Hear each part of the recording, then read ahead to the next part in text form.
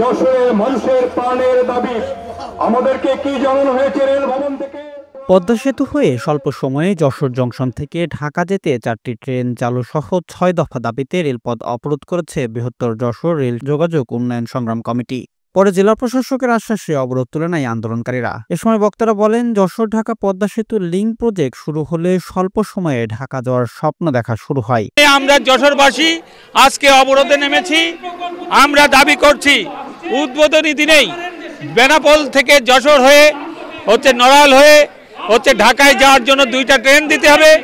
তাছাড়া বৃহত্তর যশোর রেল সংগ্রাম যোগাযোগ উন্নয়ন ও সংগ্রাম কমিটির 6 দফা দাবি বাস্তবায়নের দাবি জানাচ্ছি।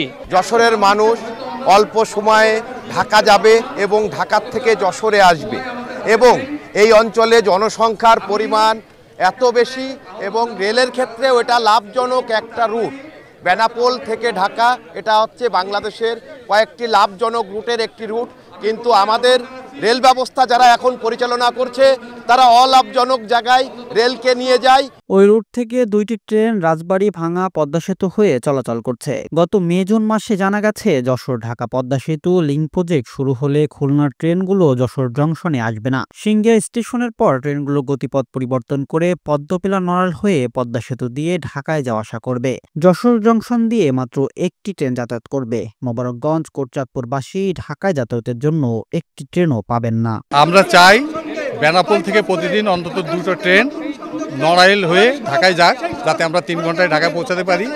পাশাপাশি দর্শনার থেকে 2টি ট্রেন ঢাকায় যাক, যেন কোটচাঁদপুর মোবারকগঞ্জ সহ আমরা যশোরবাসী ঢাকায় সহজে যেতে পারি। পদ্মা সেতু রেল প্রকল্পের সুবিধা পেতে যশোর ঢাকা লিংক প্রজেক্টের উদ্বোধনী দিনে বেনাপোল যশোর নড়াইল ঢাকা রুটে 2টি ট্রেন চালু, দর্শনা যশোর নড়াইল ঢাকা রুটে 2টি ট্রেন চালু করার দাবি জানানো হয়।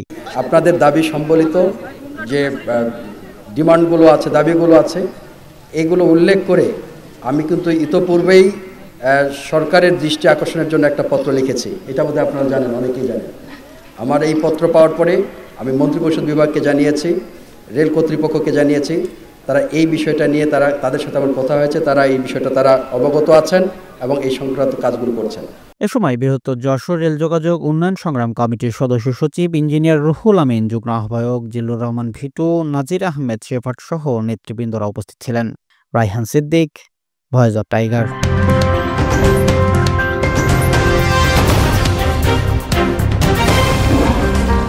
Voice of Tiger.